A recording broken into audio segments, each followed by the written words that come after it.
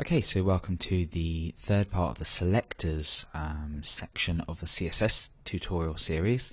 In this part of the tutorial, we're going to be taking a quick look at something that I probably should have mentioned earlier, but didn't.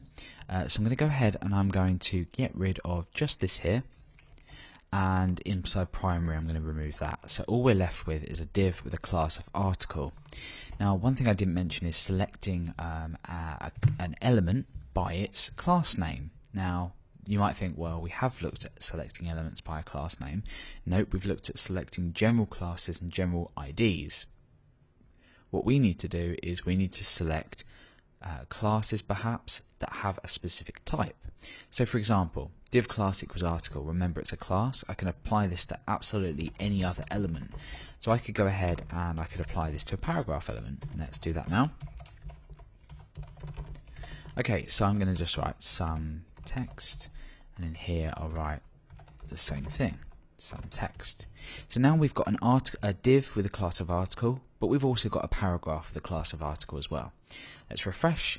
There we go. Two things, two bits of text as we'd expect. Okay, so let's go ahead and just change this to div.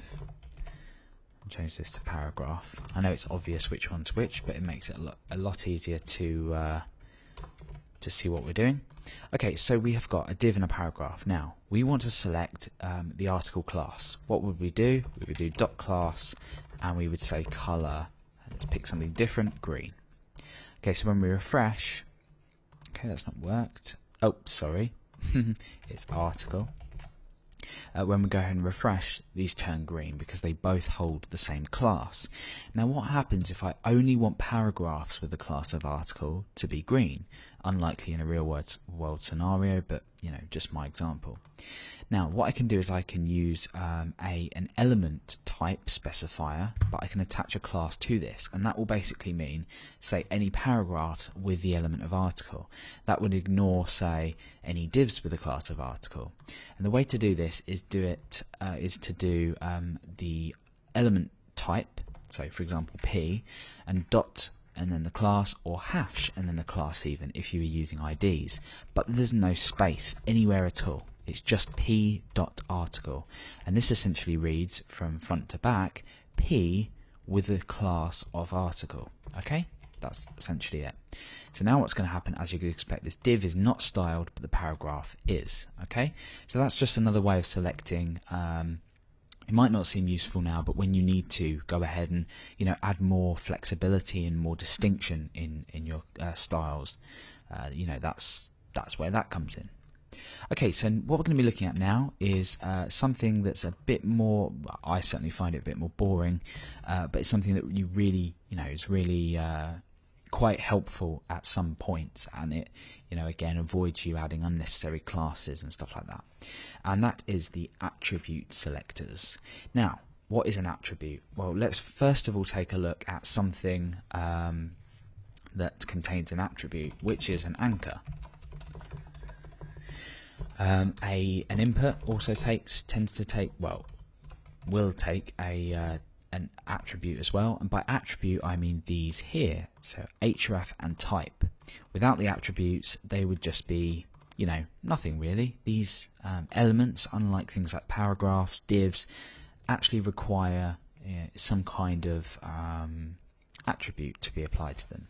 Even class equals something is an attribute. Okay, so href equals, you'd expect to find a link here, so for example www.google.com, Google, an input type of, say, text, and you would expect to type some text in here. So let's refresh. You can see we've got a link to Google and we've got an input field here. So two plain elements on the page. Now how do we target these specifically?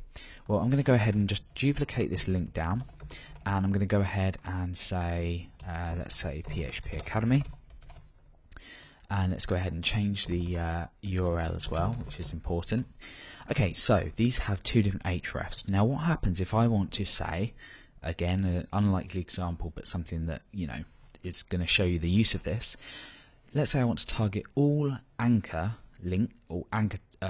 elements, say links, that have the link google.com or google.co.uk or whatever, phpacademy.org, it doesn't matter. We can specify this in the CSS. So what I'm going to have a go at doing is I'm going to colour Google in a different colour to any other link on the page. So we could even go and just duplicate this down again. I think it's just going to give a better example. And we'll just say localhost. Okay, so we're going to go ahead and we're going to style Google different from the rest of the links. So how do we do this? Well, we could of course say class equals Google or class equals green or something, you know, but this is unnecessary. We're not going to touch a thing on this markup to style this color. We are going to select any anchor tag with this link here. So how do we go about doing that? Well, it's easy. We're going to say A, and then we're going to use these square brackets, and inside we're going to specify first of all the attribute and then second of all the value. So I'm going to say href equals, so it's looking a bit odd now, you know, some that you might not have seen before, but we can say ahref equals, and then we can specify a value that we want it to equal. So here we've got google.com. We can then go ahead and create our styles. So I'm going to say color green. So what we've now done is we've selected any A tag or any anchor element with the href, i.e. the link that the link links to, that has this value here, google.com, which this one does. So these stars will be applied to that. So again, when we refresh, we get the change. Now you might not think this is useful, but you have to remember that there are other, you know, elements that hold different attributes, and again, we're trying to keep all of our styles completely separate to our markup, and here we've done that. You know, we've done this. Okay, so we've looked at that. Now that's just a brief example. We can do the same with the input type of text. So, you know, for example, we go input because the element is an input element, and we say type equals text. Okay, so where anything has an attribute, doesn't matter what it is, you can go and style that. Now you may see more advanced selectors, particularly in CSS3 as well. I'm not going to go into them because I don't really think they're relevant when you're beginning CSS. You can go ahead over to the a W3C specification and look them up. There's plenty of them which you may or may not use. I think it's probably something that you'd use when you were more comfortable with CSS, but there we go. Things like this, which mean if it contains a specific, you know, word, you know, we can look at that in a minute. That's absolutely fine. But for example, I might say input type equals text, color green. When I type something in here, this color is green. So again, we're not adding any class to this input. We're just, you know, we're keeping everything basic. Then again, we could just style all inputs. Okay, so you know, it's getting a bit more flexible now that we know how.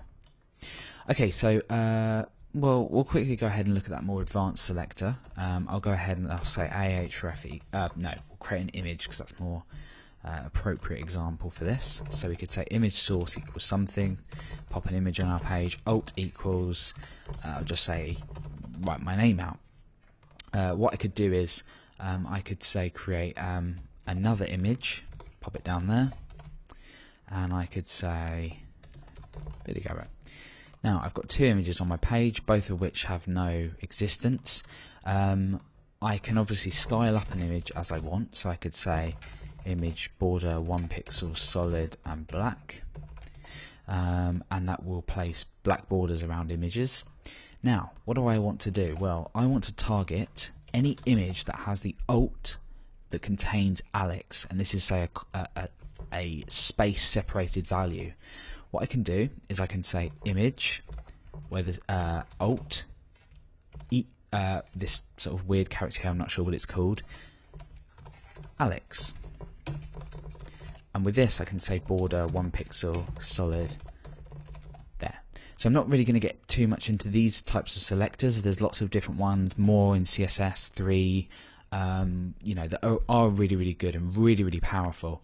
But if you're just starting out in CSS, there's a lot more else you should be focusing on. So yeah, what this is going to do is it's going to select anything that contains Alex that has list separation with spaces, so that wouldn't work, for example. So when I refresh, you see that one of these images has a border, one of them doesn't. This one, funnily enough, is the one with Alex. Again, like I said, if this didn't have a space in there and I refreshed, it wouldn't style it because it needs to be space separated. These are not useless, but in CSS3 you get a lot better support for this, searching through things like that, and it's really cool examples, so check it out if you're interested in this, even though it's boring, but there we go. Okay, so that's it for this part of the tutorial. In the last part we'll look at some pseudo classes, explain what they are, things like something a bit more advanced, user actions. They're not actual things, they don't exist if that's what you like, but we'll get into all that in the last part. So I'll see you in the next part of the tutorial.